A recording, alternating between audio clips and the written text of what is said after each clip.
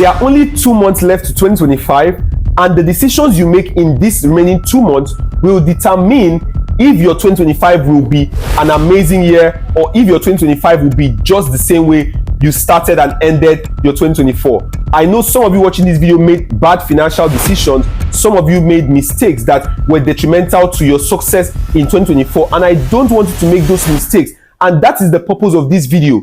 The purpose of this video are to help those individuals that didn't achieve their 100% goals in 2024 and want to have a better 2025, okay, as opposed to the year they had in 2024. And if you actually had your best year in 2024, this video is not for you. You can do well to watch other of my content, but this video are specifically to those individuals who want to have a better 2025.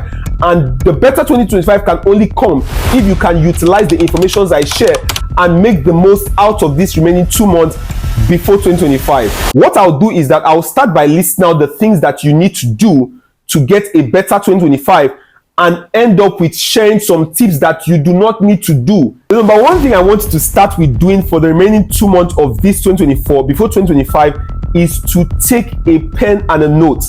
Now, I know that this may sound cliche, but I want you to examine yourself. What do I mean by examining yourself? I want you to look at what were the mistakes I made in 2024 that I do not want to make in 2025. What are the financial decisions I took that affected my finances? What are the things that I did not do? And what are the things I did? Now, a lot of people may not be able to examine themselves fully by themselves or by taking down notes. Okay, so one of the things you can do, okay, in addition to this, is that you can actually meet a mentor, a guide. Now, when you meet your mentor, just reach out to him and tell him, hey, these are the things I did in 2024 and these are the things I didn't do in 2024.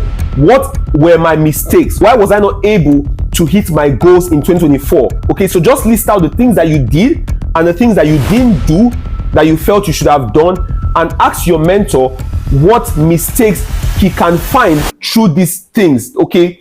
And he would explain to you what you didn't do and what you did that were wrong. Okay, so examine yourself will help to tell if you would have a better 2025. Without examination, you won't even realize your mistakes, and this may make you to repeat the same mistake in 2025 that will make you to end up the same way you ended up in 2024. My number 2 tip that could help you to get a better year in 2025 is to get a teacher in the line of what you are doing. So I don't know specifically what you're doing. I believe you're into crypto, but you need to get a teacher, and you need to actually get a teacher that can teach you. So a lot of people cannot learn when people are physically talking to them. If reading is your teacher, then do well to get books. If videos on YouTube are your best teachers, do well to get videos on YouTube. If courses are your teacher, do well to get courses, because some people don't even have the luxury of, you know, sitting down and watching videos for hours because they are a lot busy. So they do well to learn faster when they have courses that they can always get back to. Okay, they can't like have long sessions, so they want to like take it pace after pace. Whatever is your best teacher, do well to get something that would educate you, that would teach you in the line of exactly what you're doing. Now, when you get a teacher, follow up systematically for this remaining 2 months so that you can be able to educate yourself. Before I continue on this, I know you're probably enjoying this video. I want to leave a like and then drop a comment, a positive comment. You know, if you haven't subscribed yet, do well to hit the subscribe button. If you haven't liked the video, like I said, do well to hit the like button. And yeah, let's just get back with, you know, what we were talking about. My number 3 tip, which is something that all of us fall victim of, is spending all our money on the festive season. Now, a lot of people get carried away by the festive season and they make wrong financial decisions during this period. Okay, so what they do is that they spend all their money in traveling, they spend their money in clothes, you know, exciting things. These things are actually good, but you've got to be disciplined enough to understand that the new year comes with a lot of responsibilities. The new year comes with a lot of expectations from families, from people. Okay, students are going back to school. A lot of people are, you know, changing their decisions in the new year, which could affect a lot of other people financially. And so you've got to put yourself in a position financially to know that, yes, I have savings, I have these things in line, so that in case a new investment comes out, a new system comes out, a new, you know, opportunity comes out, I'll be able to get on this opportunity. So my next tip is, don't spend extravagantly during the festive season. Now, I'm not trying in any way to say that you should not enjoy your Christmas.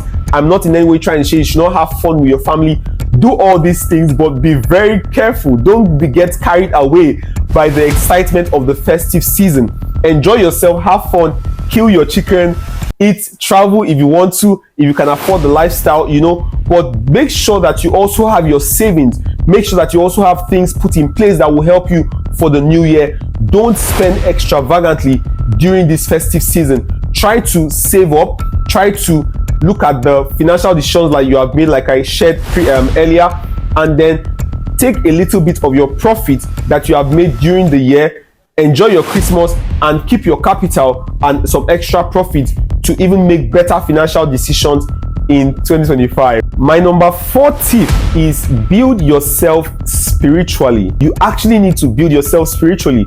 Now, a lot of people during this end of the year try to renew the sources of their powers. And so if you are connected to God in some way, whether you're a Muslim or you're a Christian, you need to actually reconnect to have guidance for the new year, because the new year comes with a lot of new things. There are new inventions, there are new things that are coming out in the world, and so you need to understand how the spiritual realms to these things would go.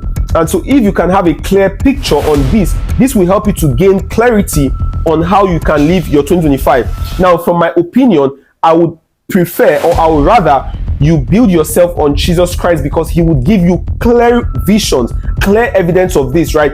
I personally have been suffering from actually being focused. I've been suffering from actually knowing what to do at the right time. And so I had to, ask the Lord, ask Jesus Christ, how can you help me through this? Okay. And he gave me clarity. A lot of all these politicians, a lot of all these people, they actually want to renew their altars. They actually want to renew the sources of their powers. And so they might want to drain your finances spiritually, and so you don't even know why you are investing in this company. You are investing this money, and these people at the high ranking are actually getting this money because they are attracting this from the power that they have. They are attracting your money to their systems from the power that they have. And so you need to create a system spiritually through Christ that will help you not to make bad financial decisions. Do this remaining 2 months of the year, so that you won't get to do this at the wrong time when the year has already started. This festive season, instead of just cruising around, playing around, go to places that could actually educate you. You could go to events, you could go to the cinema, just places that could give you the feeling of what being rich looks like.